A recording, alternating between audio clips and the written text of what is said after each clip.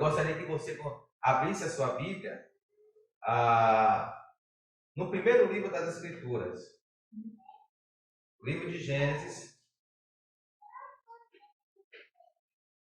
A amada igreja, ela elaborou uma série de mensagens muito importantes, muito pertinentes, acerca dos 3 movimentos do processo de redenção, pensando na família. Hoje nós vamos falar sobre a criação. O tema geral da série de mensagens é a família no plano eterno de Deus. E hoje nós vamos falar sobre a criação e tudo se fez muito bom. Ok? Gênesis 2, verso 24 apenas. Por essa razão, diz o texto sagrado, o homem deixará pai e mãe e se unirá à sua mulher e eles se tornarão uma só carne. Amém? Poder se assentar em nome de Jesus. Gente, nós lemos esse versículo, mas nós vamos precisar caminhar muitas vezes, tanto no capítulo 1 quanto no capítulo 2, para a gente falar sobre casamento à luz de Gênesis 1 e Gênesis 2. Quando nós compramos um aparelho eletrônico, um eletrodoméstico, ou um veículo, ou qualquer outro produto, geralmente esses produtos, esses aparelhos, vêm acompanhado de quê? Vem acompanhado do manual de quê? De instruções. Seja um aparelho eletrônico, seja um eletrodoméstico, seja um veículo, sempre vem com um manual de instruções. E aí eu trago um artigo publicado em 2018, publicado pelo site FC Ciências, que foi uma pesquisa feita com 170 pessoas, perguntando qual dessas pessoas tinha o hábito de, quando ao comprar um aparelho, ao comprar um produto, ler o manual das instruções. Ele concluiu com 170 pessoas que 25% das pessoas entrevistadas leem as instruções. Apenas 25% dessas pessoas leem. Segundo, o estudo verificou que os homens, pasmem, os homens são os que mais leem mais do que as mulheres. Terceiro, a pesquisa constatou também que os indivíduos de maior grau de formação acadêmica têm certa resistência em ler os manuais de instruções. Ou seja, quanto mais inteligente é a pessoa, quanto mais gabaritada academicamente falando, a pessoa tem mais resistência em ler os manuais de instruções. Por quê? Via de regra, porque acha que já sabe. A pesquisa ainda concluiu, em quarto lugar, que os jovens, pessoas jovens, são menos propensas a ler os manuais de instruções do que indivíduos de meia idade ou pessoas idosas. Ou seja, os jovens, eles têm mais resistência em ler os manuais do que as pessoas mais experientes. Qual é a conclusão que essa pesquisa feita em 2018 chegou?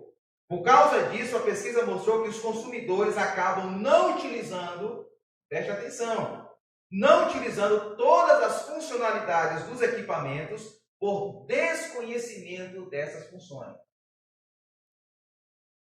O que essas pessoas não leem o manual de instrução, muitas dessas pessoas deixam de usar todas as funcionalidades daquele aparelho justamente por desconhecimento, por ignorância dessas informações. E aí, eu entrei em contato com alguns irmãos hoje. Me desculpe a pegadinha, porque foi uma pegadinha, ok? Não foi nada de trabalho acadêmico, eu estava apenas usando vocês como minhas cobaias, ok? E a pergunta que eu fiz com alguns irmãos aqui dessa igreja foi: quando você ou seu cônjuge compra um determinado produto, seja aparelho eletrônico ou eletrodoméstico, vocês costumam, antes de usar este determinado aparelho, ler o manual de instrução?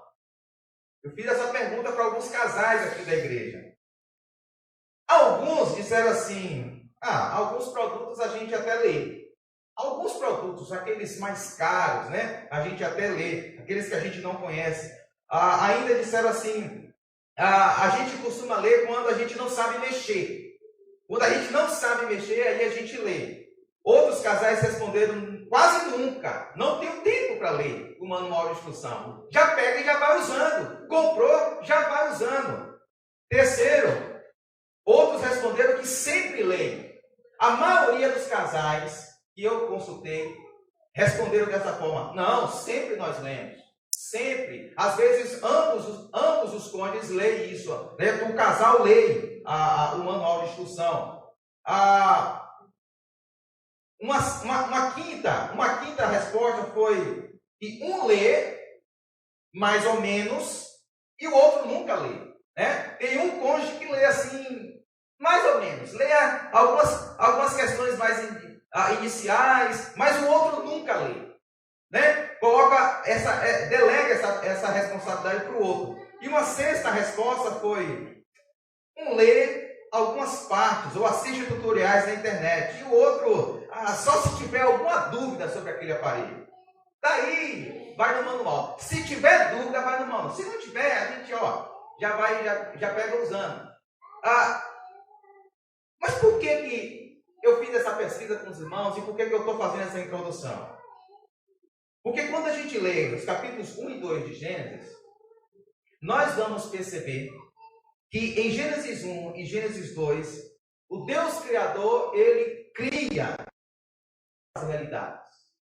Em Gênesis 1 e Gênesis 2, há a criação do universo, dos corpos celestes, dos oceanos, da flora, da fauna, dos seres humanos, do trabalho, do sexo, de todas as realidades. Gênesis 1 e Gênesis 2, Deus está criando e gerando essas realidades que fazem parte da nossa vida. E quando a gente pega Gênesis 1 e Gênesis 2, a gente percebe que o Deus Criador permitiu pela sua soberania que essas informações estivessem registradas, fossem escritas através do seu servo Moisés, para servir para mim e para você como um grande, sábio e poderoso manual de instrução. Se a gente quer entender casamento, não tem como a gente ignorar Gênesis 1 e Gênesis 2, porque aqui há um manual de instrução sobre casamento, sobre família. O texto que nós lemos fala de pai, fala de mãe, fala de sogra, né? Se tem pai, sem mãe, tem sogra, tem sogro, mas fala de casamento. E é esse corte que eu gostaria de fazer com vocês nessa noite. Se a gente fosse resumir a mensagem dessa noite, eu gostaria que você gravasse isso. Mesmo que você não entenda nada do que eu vou falar aqui nessa noite, se você gravar essa frase, você já saiu edificado nessa noite. A frase é o seguinte: o casamento é o espaço criado por Deus, a fim de que um homem e uma mulher revelem ao longo da caminhada conjugal a imagem do Criador. Eu vou repetir com calma. O casamento é o espaço criado por Deus, a fim de que um homem e uma mulher, ao longo da caminhada, revelem ao longo da caminhada conjugal. Nós podemos perceber que o versículo que nós lemos, e eu gostaria que você deixasse a sua Bíblia aberta, por gentileza. O versículo 24, como nota de introdução, fornece para nós 4 balizas, ou 4 princípios que servem para nortear os nossos casamentos, por exemplo. O primeiro princípio que a gente pode aprender aqui de Gênesis 2, 24, é que o casamento ele é monogâmico. O texto diz que, no verso 24, por essa razão, o homem deixará pai e mãe e se unirá à sua mulher. Não é o homem se unindo às suas mulheres, nem a mulher se unindo aos seus homens. É um homem e uma mulher. É monogâmico. Segundo, o casamento ele é heterossexual. O casamento se dá entre pessoas diferentes. O texto afirma que é uma união entre quê? Um homem e uma mulher. Não é entre um homem e o outro homem, nem entre mulher e outra mulher. O casamento ele é heterossexual. Terceiro, o casamento ele é monossomático.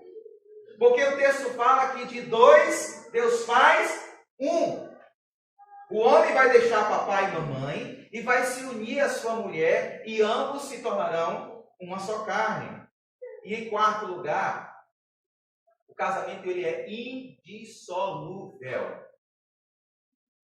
Jesus vai pegar esse texto aqui e vai dizer o seguinte: olha, o que Deus uniu, ninguém separa. O casamento é a união entre um homem e uma mulher, diante da presença de Deus. É Deus que está unindo. E essa união, ela é indissolúvel. Não pode ser fragmentada.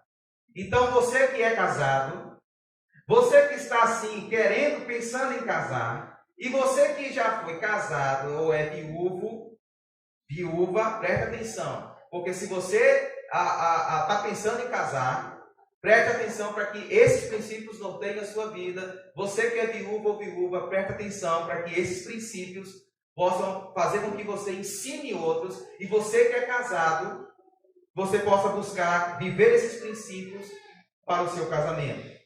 Então, é o espaço criado para ser vivido na perspectiva do Deus Criador.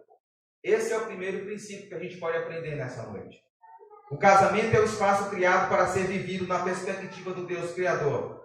Veja aqui no capítulo 1, veja aí no capítulo 1, versos 27 a 28. O texto sagrado diz o seguinte: criou Deus o homem à sua imagem, a imagem de Deus o criou. Homem e mulher os criou.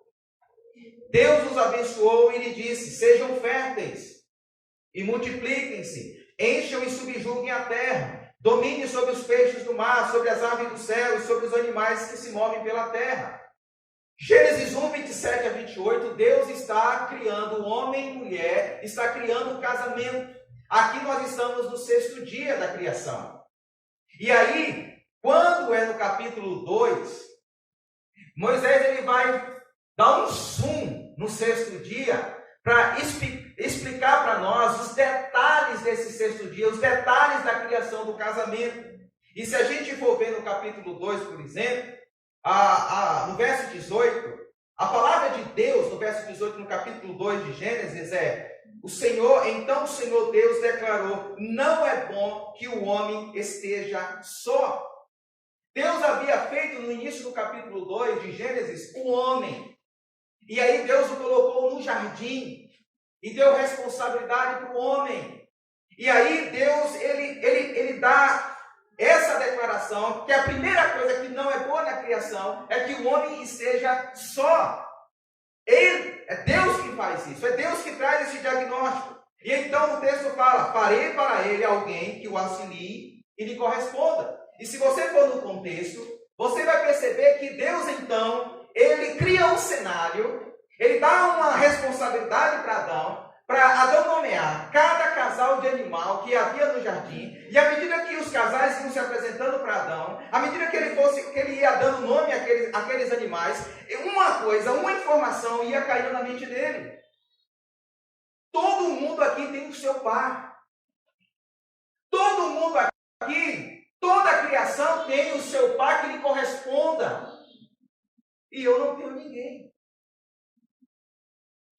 Deus cria um cenário para que ele mesmo, Adão, diagnostique que ele precisa de uma companheira, de que ele precisa de uma auxiliadora, de que ele precisa de uma parceira na caminhada de vida. E aí então o texto sagrado vai dizer, lá no verso 21 e verso 22, se você quiser acompanhar, de Gênesis 2, vai dizer o seguinte: então o Senhor Deus fez o homem cair em profundo sono, e enquanto este dormia, tirou-lhe uma das costelas, fechando o lugar com carne.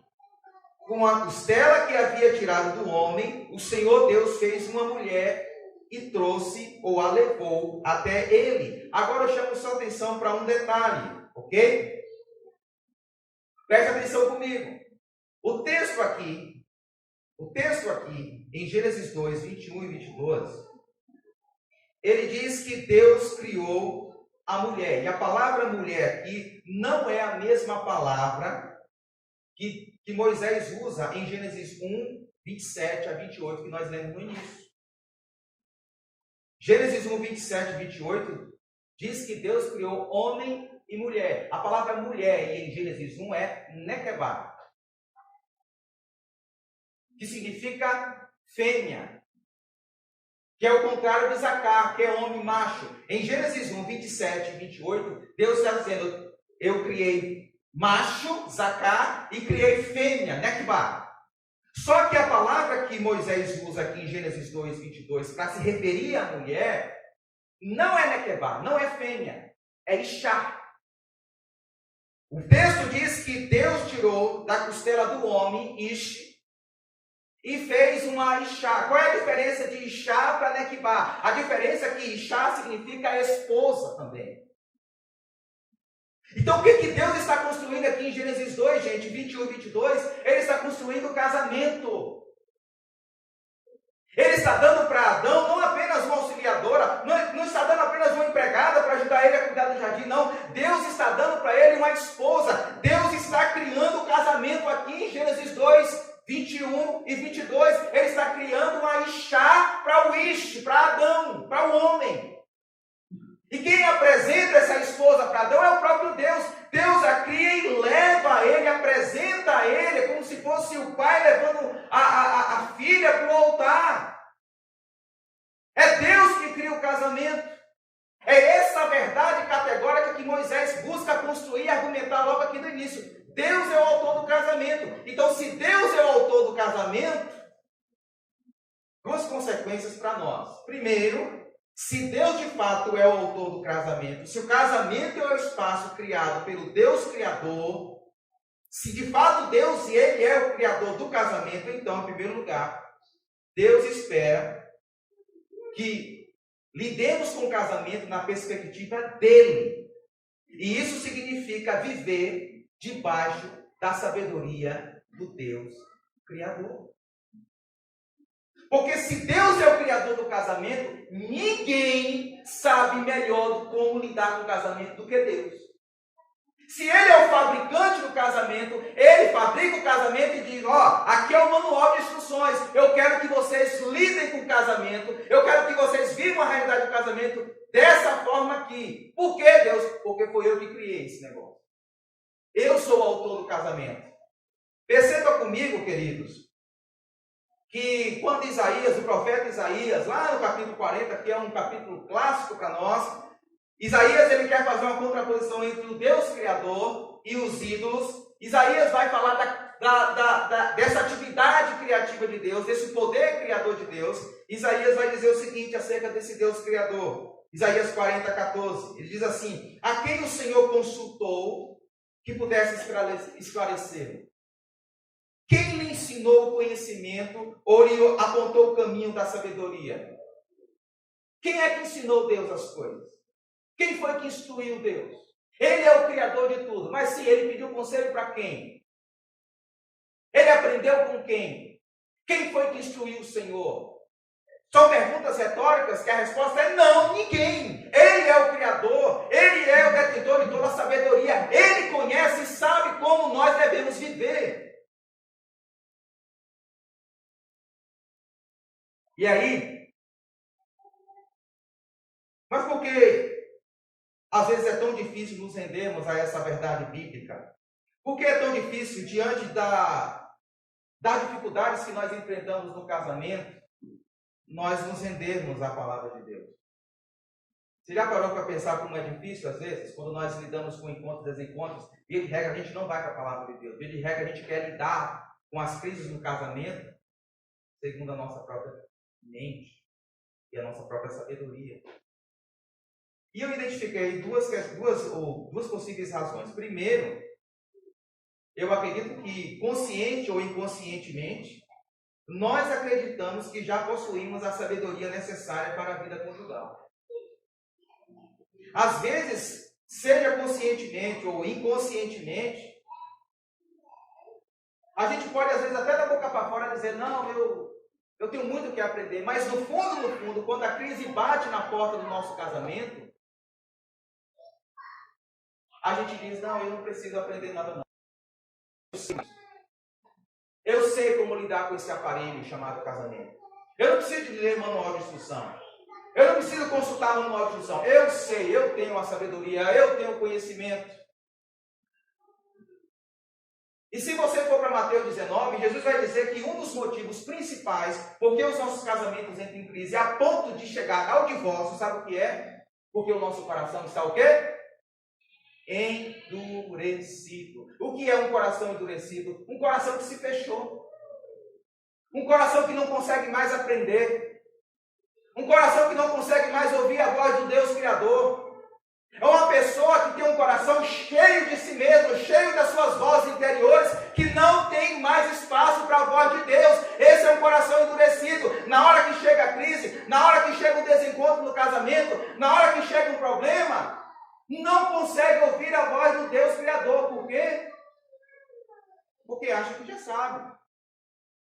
Segunda razão que eu posso identificar, possivelmente, é que às vezes até nós reconhecemos nossas limitações de sabedoria, mas nós temos resistência de mudar.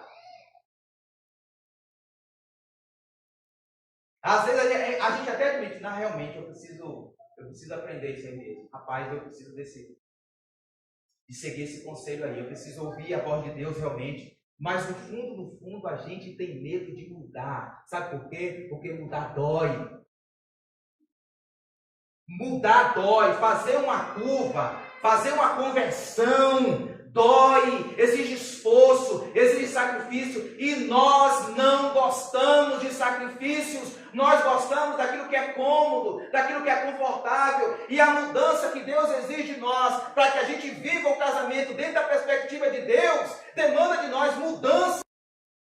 Se esvazie de nós mesmos, se esvazie das nossas convicções, para permitir que o Espírito Santo de Deus fale conosco, nos molde, nos transforme, nos humilhe na presença dEle, para que a gente reconheça as nossas falhas, para que a gente reconheça as nossas limitações e busque construir, na perspectiva de Deus, um casamento que revele a imagem de Deus.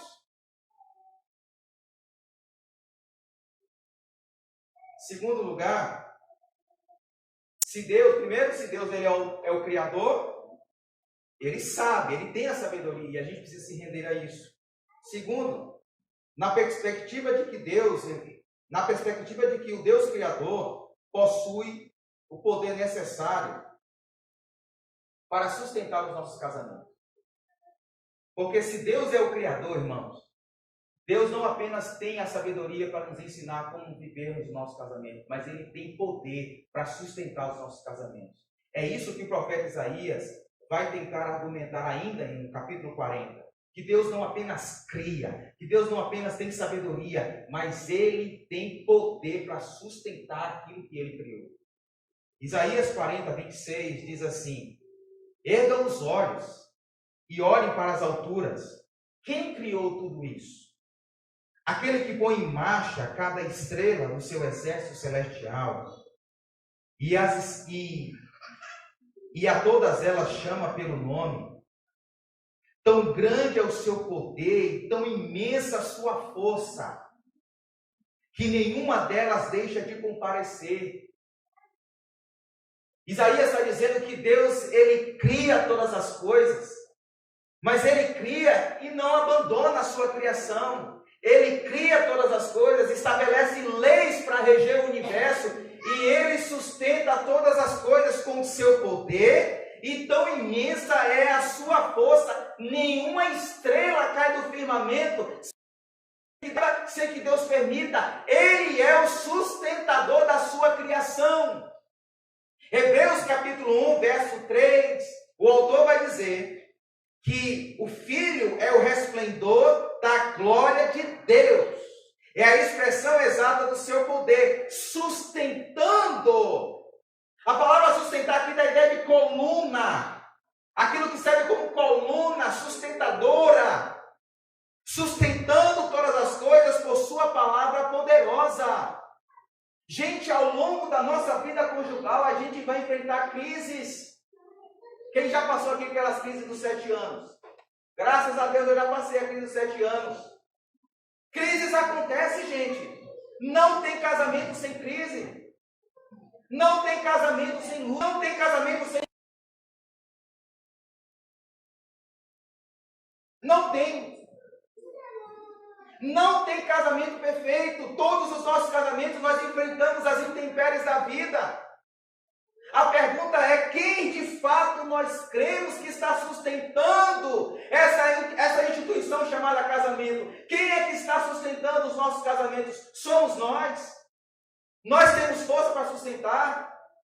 Nós temos forças para resolver, para administrar esses problemas. Nós temos força, nós somos capazes, nós temos habilidades. Se os nossos casamentos dependessem da nossa força, da nossa capacidade intelectual, física, emocional, sentimental, nenhum de nós estaríamos casados ainda. Quem sustenta os nossos casamentos é o Deus que sustenta o universo. Quem sustenta a tua família é o Deus que sustenta as estrelas do firmamento. Quem sustenta os teus filhos, o teu casamento, é aquele que sustenta todas as coisas pela palavra da sua boca. Louvado seja Deus. E nós precisamos confiar nisso, queridos. Que por baixo de toda essa realidade que nós chamamos de casamento, a mão invisível de Deus está sustentando, nos dando força para continuar, nos dando força para continuar a caminhar, a revelar a glória de Deus por meio da nossa relação conjugal. Mas em segundo lugar, o segundo princípio que a gente pode pensar aqui, tirar aqui de Gênesis 1 e 2, se nós pensamos agora que o casamento é o espaço criado para ser vivido na perspectiva do Deus Criador, o autor de Gênesis nos ensina também que o casamento é o espaço criado para ser vivido numa relação de aliança. Reflete comigo aí, mais uma vez, no verso 24. Tem que ter aliança. O verso 24 diz o quê? Por essa razão, o homem deixará pai e mãe e se unirá à sua mulher. E eles se tornarão uma só.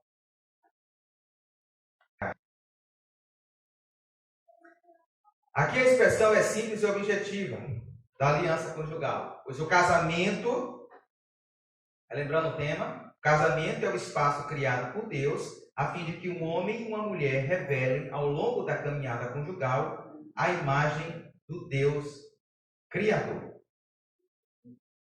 E quando o texto de Gênesis 2:24 diz que o homem deixar pai e mãe e se unir à sua mulher e se tornando uma só carne, isso significa que é uma decisão de aliança.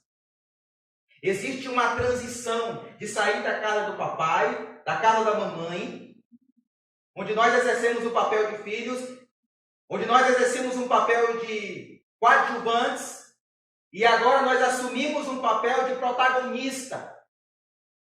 Não tem mais papai e mamãe, de responsabilidade, de um compromisso, de uma aliança. E o que é aliança, pastor? O que é aliança? Eu trago uma definição aqui, do livro Feitos para Adorar, do pastor do reverendo presbiteriano Ricardo Agreste. Ele diz o seguinte: aliança é o acordo estabelecido entre duas pessoas de buscarem ao longo da vida a felicidade do outro. É o compromisso de permanecerem juntas, dedicando-se uma à outra, mesmo quando o sentimento se mostrar instável. Mesmo diante das crises, a aliança segura. É a determinação de viver numa relação onde as virtudes do outro são celebradas e suas limitações são acolhidas. Ou seja, é uma relação onde há intimidade, onde há perdão. Agora veja comigo, querido. Desse verso 24 aqui, nós podemos tirar 3 princípios quando o assunto é aliança. O primeiro, que a aliança que o texto nos ensina aqui é uma aliança entre duas pessoas essencialmente iguais, mas funcionalmente diferentes. A aliança que o texto diz aqui para nós é uma aliança entre duas pessoas, homem e mulher, que são essencialmente iguais, mas funcionalmente diferentes. Se você ler comigo mais uma vez lá em Gênesis 1:27, o texto de 1:27, o texto sagrado vai dizer o seguinte: criou Deus o homem à sua imagem, a imagem de Deus o criou. E aí, como o texto é uma poesia, ele traz um paralelo para explicar o que ele é. Homem e mulher os criou. Veja comigo que a palavra que Moisés usa aqui, logo no início, criou Deus o homem à sua imagem. A palavra homem aqui é Adão, que significa a espécie humana, a humanidade. Deus criou a humanidade com uma espécie. Que espécie é essa? Adão. Deus criou o homem, a espécie humana, Adão. E aí a segunda parte do versículo vai explicar a primeira, que vai dizer o seguinte: homem e mulher os criou. Homem e mulher aí é Zacá e Nequibá. Zacá, macho, Nequibá, fêmea. O autor vai dizer o seguinte: olha, Deus criou a espécie humana, Adão, mas ele criou em dois formatos diferentes. Ele criou Zacá, macho, e ele criou Nequibá, fêmea. Não tem uma terceira via aí não. Só tem macho, só tem Zacá e só tem Nequibá, fêmea. Ou seja, Deus cria o ser humano à sua imagem, mas essa imagem de Deus é carregada, é revelada por seres humanos em dois formatos: homem e mulher. Ou seja, não é só os homens que têm a imagem de Deus, não é só as mulheres que têm a imagem de Deus, ambos carregam a imagem de Deus. São seres essencialmente iguais, mas diferentes. A Bíblia procura demonstrar que a relação conjugal é uma aliança entre duas pessoas essencialmente iguais, mas funcionalmente diferentes. A pergunta que eu faço é: às vezes a gente até sabe que esse negócio é assim, que homem e mulher é diferente mesmo, mas você já parou para pensar que isso é tema de muitas reclamações nossas? Muitas das vezes no casamento a gente murmura: ah, você é muito diferente de mim. Como você pensa? Eu fiz aqui algumas perguntas. Por exemplo, homens perguntam. Homens não conseguem compreender por que tem que discutir a relação. Por que eu tenho que fazer uma DR antes de fazer sexo? O homem não consegue compreender. Como é que eu tenho que discutir? Por que eu preciso discutir a relação antes de eu fazer sexo? A mulher, por outro lado, fala assim: meu Deus, como é que ele pode pensar em sexo com esse problema que nós estamos enfrentando no casamento? Como é que esse cara consegue pensar em sexo? Esse cara é um insensível. Terceira pergunta, melhor dizendo: por que ela tem que visitar 20 lojas para comprar uma peça de roupa? Maridos, se você tem pedido para que Deus ensine o caminho da paciência, da perseverança, saia no sábado de manhã com sua esposa para comprar roupa. E aí você vai ver o maior centro de treinamento de perseverança e paciência. Porque ela vai em todas as lojas e ela resolve comprar na primeira que ela visitou. Mas, meu Deus, haja paciência. E não basta você dar o cartão de crédito para ela ir sozinha, não. Ela quer que você acompanhe, para você falar, para você dar a dica, se está bom, se está bonita. Ela quer que você vá. E o homem, a gente fica desesperado com isso, porque a gente entra na primeira loja e já compra. Basta a gente poder comprar. Em quarto lugar, por que precisa demorar tanto para se arrumar? Por que tem que colocar em cima da cama assim 3 vestidos, 4 pares de sapato e começa a se arrumar às 5 horas da tarde para vir para a igreja às 7h30? E a gente já o guarda-roupa, o closet, já vê, não, vou com essa aqui. Ele só, a dificuldade é só dar no corpo dele, né? Deu, ele usa. Quinto, por que ele tem que ser tão bagunçado? Por que ele tem que deixar a toalha em cima da cama? Por que ele vai pegar a pasta de dente, em vez de pegar e apertar lá no fundinho, lá, vai ir assim, ó, ele pega no meio e o negócio não vai mais? Que homem bagunçado. Por que quando ele vai urinar, ele não levanta essa tampa, essa bendita tampa, ele sai esguichando tudo, envelando tudo. Vamos botar ele para limpar, para ele aprender. Por que para a mulher entrar no clímax da relação sexual precisa de tantas preliminares? A gente vai bater nesse ponto mais adiante. Por que tem que ter tantas preliminares? Por que não começa logo esse jogo? Eu já estou preparado, eu já estou aquecido. Por que tem que ter tantos preliminares? Por que ela é uma fogueira de lenha verde que eu tenho que abanar para ver se sai alguma fumaça, algum fogo.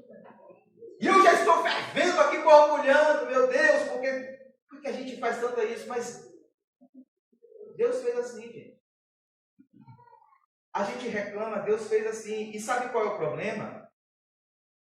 O problema é que a nossa cultura, ela tem incentivado, buscando uma rota de fuga por essas diferenças, ela tem incentivado a união de iguais. Pessoas que evitam essas diferenças estão buscando construir relacionamento de iguais, homem com homem, mulher com mulher. Por quê? Porque o diferente nos incentiva e nos desafia a mudanças, a construções. E como eu disse no início, dói. Isso dói. E a cultura tem incentivado o caminho contrário. No entanto, a vontade do Deus Criador é que haja a união do diferente, a unidade na diversidade. E o propósito divino com isso é nos ensinar que a aliança entre duas pessoas essencialmente iguais, mas funcionalmente diferentes, deve conduzir o casal à prática do amor incondicional.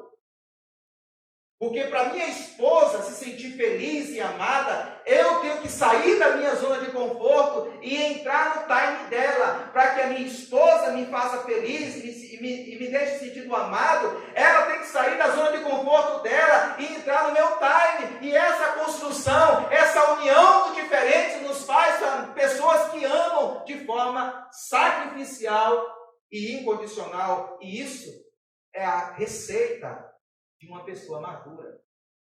Uma pessoa madura é uma pessoa que consegue amar de forma incondicional.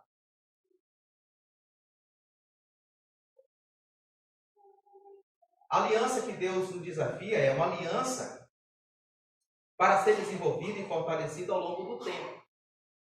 Perceba que o verso 24 que nós lemos fala de dois seres humanos diferentes, essencialmente iguais, mas funcionalmente diferentes, e eles se unem. E Jesus, lá em Mateus 19, versos 4 a 6, falando sobre esse assunto, questionado sobre o divórcio, Jesus vai responder sobre os princípios do casamento.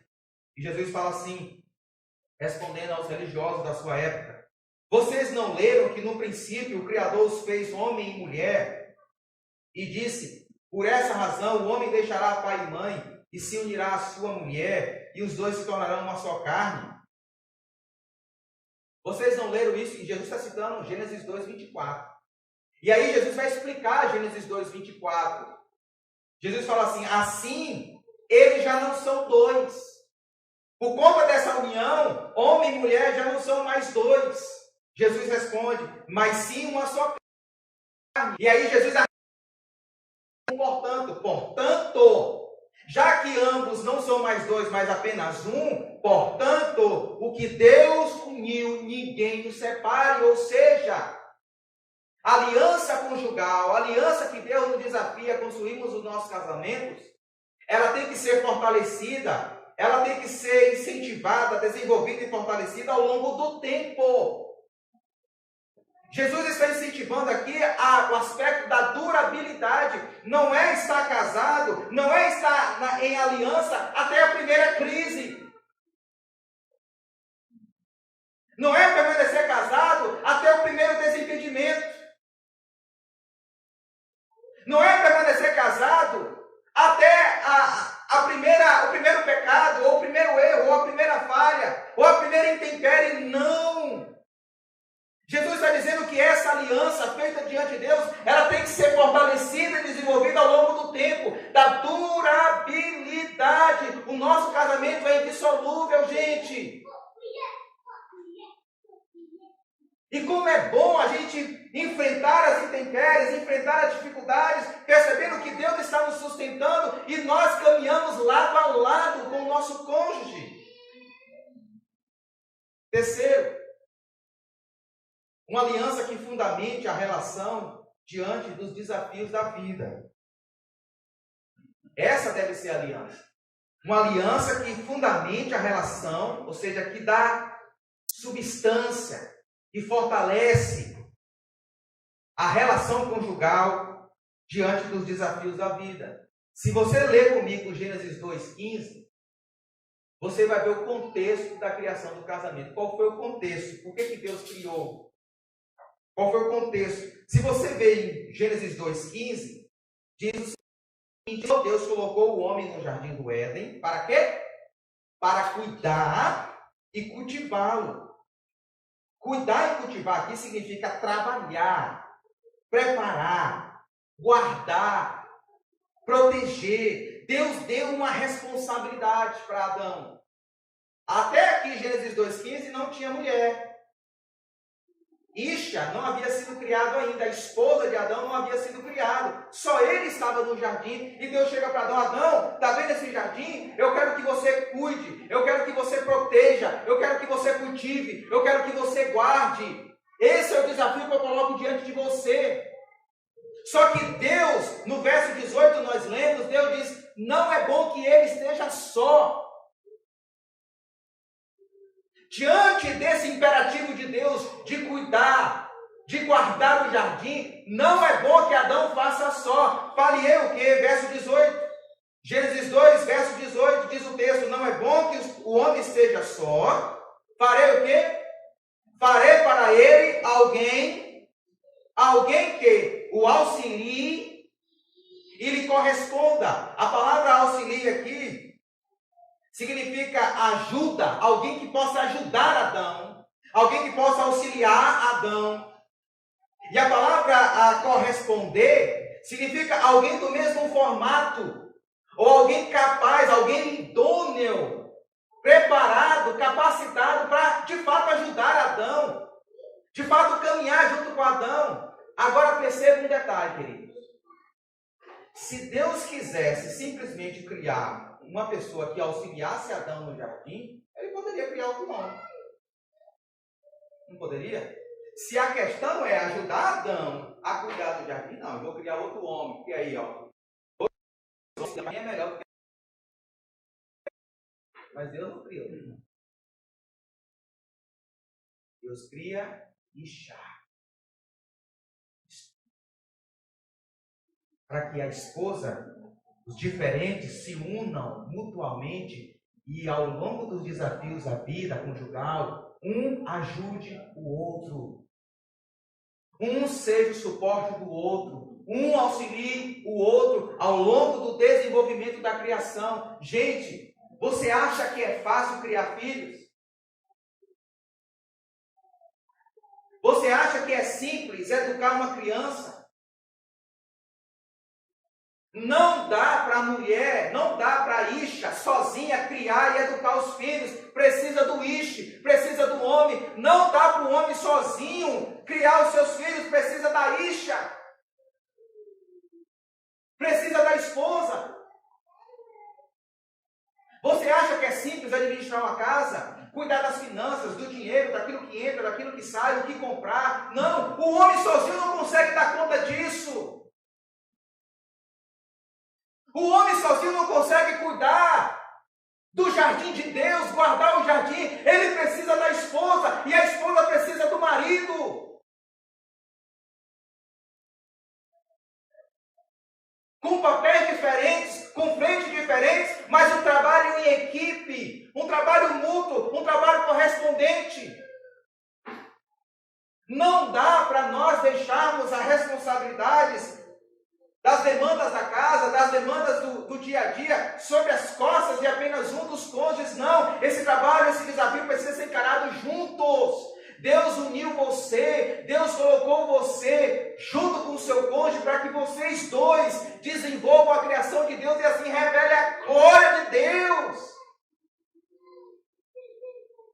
É por essa razão que o homem deixa pai e mãe e se une à sua esposa.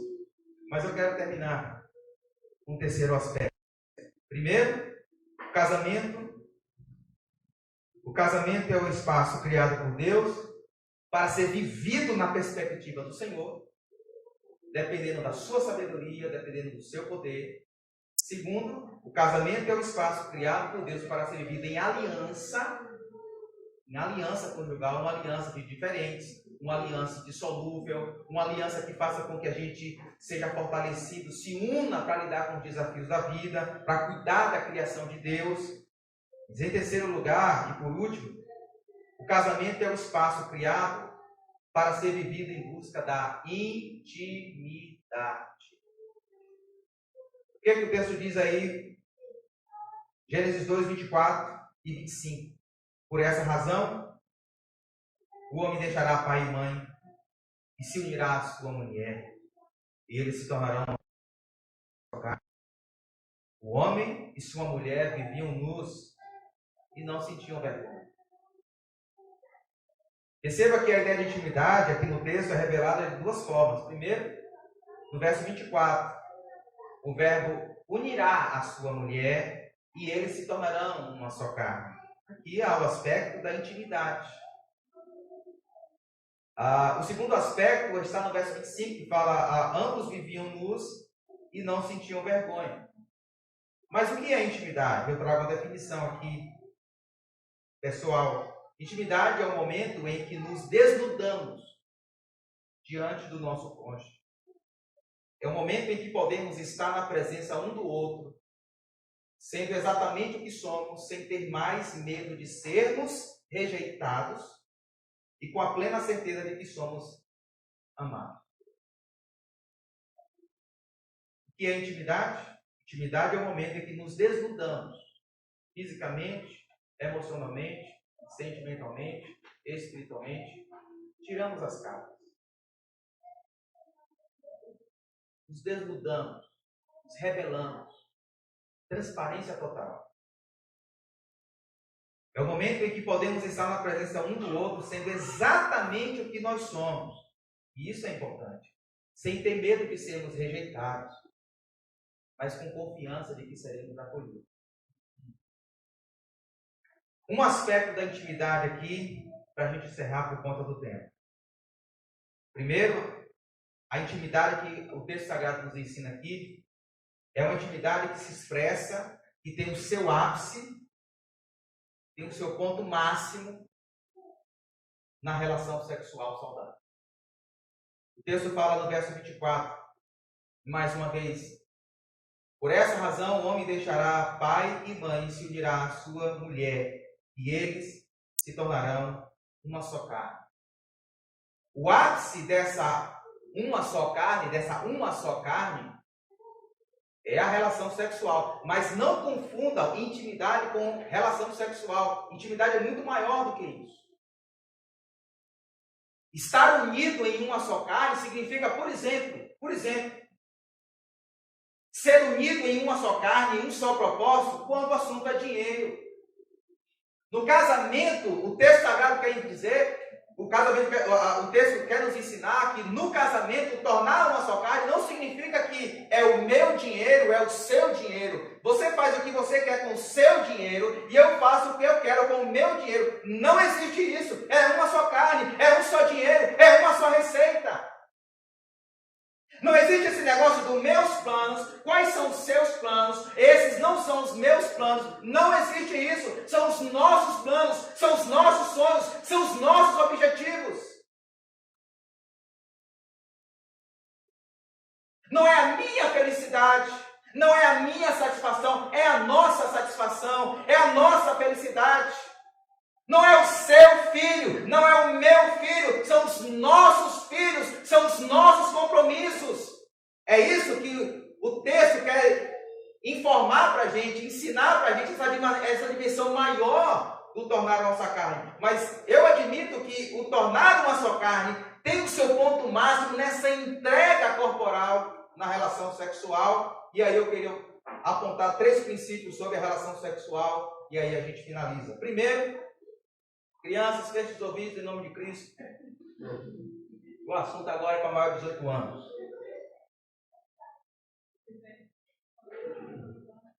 Eu falei para o pastor Davi, traga um fone de ouvido para botar nas crianças. Não posso só negar a palavra. Vamos lá. Primeiro, a relação sexual deve ser vivida como expressão da vontade de Deus. Vou repetir. Porque parece que tem cristãos que não concordam muito com isso. Mas a relação sexual deve ser vivida como expressão da vontade de Deus. É da vontade de Deus que marido e esposa façam sexo, em outras palavras. Quando Moisés escreve, por essa razão o homem deixará pai e mãe e se unirá à sua esposa e eles se tornarão uma só carne, ele pretende afirmar que a relação sexual é a vontade de Deus e o mandamento de Deus. No capítulo 1, verso 28 de Gênesis, ele já havia dito isso. O texto diz assim: Deus os abençoou e lhes disse: sejam férteis e multipliquem-se. São dois imperativos aqui divinos. Sejam férteis e multipliquem-se, encham e subjuguem a terra. É uma ordem de Deus, é o imperativo de Deus. Qual é o imperativo de Deus? Façam sexo.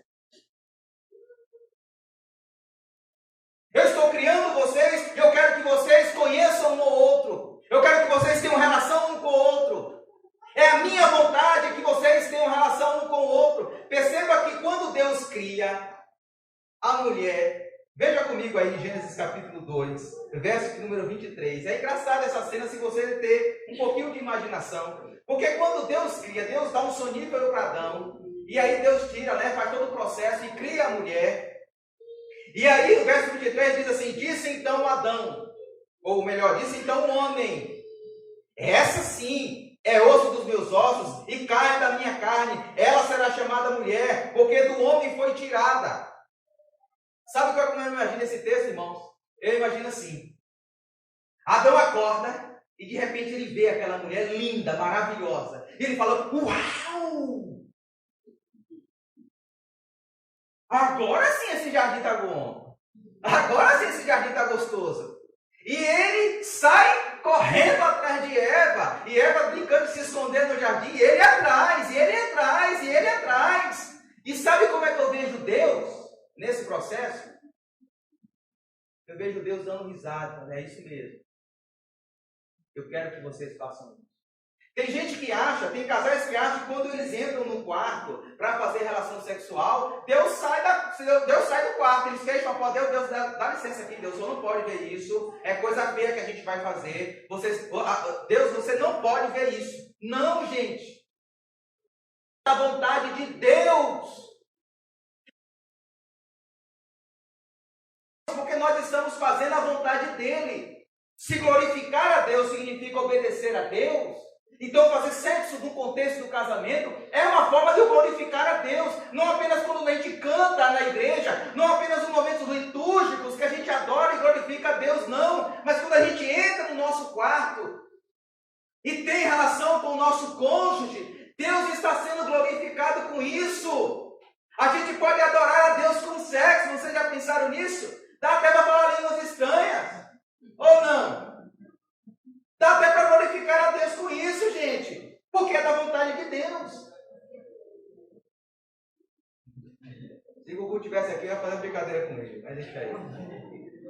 Em segundo lugar, primeiro, a relação sexual é da vontade de Deus. Segundo, a relação sexual deve ser vivida no contexto da aliança. Ela é da vontade de Deus, mas no contexto da aliança. E por aliança eu quero falar casamento. Gênesis 2:24. O texto diz assim: por essa razão, o homem deixará pai e mãe e se unirá à sua esposa. E eles se tornarão uma só carne. Em outras palavras, o texto está dizendo que antes do homem e da mulher se tornar uma só carne, o que é que tem que acontecer? O homem tem que deixar papai e mamãe e se unir à sua esposa. Em outras palavras, jovens, sexo não é coisa para meninos e meninas. Sexo não é coisa para gente que ainda não tomou a decisão de sair da casa do pai e sair da casa da mãe. Sexo não é uma bênção construída trazida à realidade pelo próprio Deus Criador, para ser praticada nem antes do casamento, da relação de aliança, nem muito menos fora. A vontade de Deus é que a relação sexual se desenvolva na relação de aliança, de comprometimento. Enquanto um homem, enquanto uma mulher não tiver coragem de sair da casa de papai e de mamãe, de tomar latinho, de ter a mamãe arrumando a caminha dele, de ser a princesinha de papai e de mamãe, essa pessoa não estará pronta para fazer relação sexual. Não é coisa de criança, a gente não pode banalizar isso, gente. A nossa sociedade banaliza isso aqui. Uma boa farra final de semana tem que ter cerveja, tem que ter drogas e tem que acabar em sexo, tem que acabar no motel. Mas não é isso que as Escrituras nos ensinam. Se a gente quer construir a nossa relação conjugal dentro do manual de instrução do Criador, nós precisamos nos render a essa verdade cristalina que o sexo é bênção de Deus, mas é bênção dentro do contexto da aliança.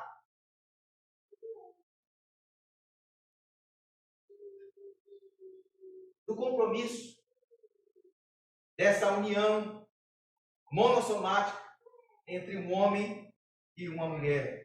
E terceiro, para a gente finalizar, a relação sexual deve ser vivida para amadurecer o nosso amor ágape. Por que isso, pastor? Já falei um pouquinho sobre isso antes, mas veja bem, no verso 24 que nós estamos analisando, o texto diz: por essa razão o homem deixará pai e mãe e se unirá à sua mulher, e eles se tornarão uma só carne. Perceba que a relação sexual é entre Zacar, homem, e Nequibá, mulher. A relação sexual é uma realidade vivida entre diferentes. E eu acho assim impressionante como Deus ele é sábio e como ele fez diferente. Justamente para nos treinar na arte do amor ágape, do amor incondicional. Sabe por quê? Porque se um homem de verdade quer amar sua esposa de forma ágape, e ama tanto a sua esposa que quer deixar ela satisfeita, realizada sexualmente, quer que ela suba para as paredes como lagartixa, né? Deixar a mulher satisfeita, rendida de amor, ele precisa ter paciência. Ele precisa ter muita paciência e treinar nas preliminares. O cara afoito, meu irmão. O cara que vai afoito para a esposa apenas querendo se satisfazer, não pensa nela, não pensa na satisfação dela, ele se realiza sozinho. E a esposa fica carente. A mulher, para satisfazer o seu marido, ela também tem que sair da zona de conforto. Tem que deixar de ser um pouco mais assim, né? Apaga a luz, né? Ninguém vê nada, mas só vê, não. Traga os lençóis. Tem que extinguir aquela camisa eleitoral do tempo de Lula, toda furada, toda bombardeada, joga fora em nome de Cristo. Vai na loja, compra uma lingerie, ressuscita defunto. Sai do futebol. Ele só anda atrás de futebol, só anda com o celular na mão. Faz o seguinte, pega aqueles espanador de tirar poeira, bota uma lingerie, fio dental, que só tem uma linha, e vai limpar o rodapé vai limpar o rodapé do piso. Eu quero ver se ele não larga o celular. Eu quero ver se ele não larga futebol na hora.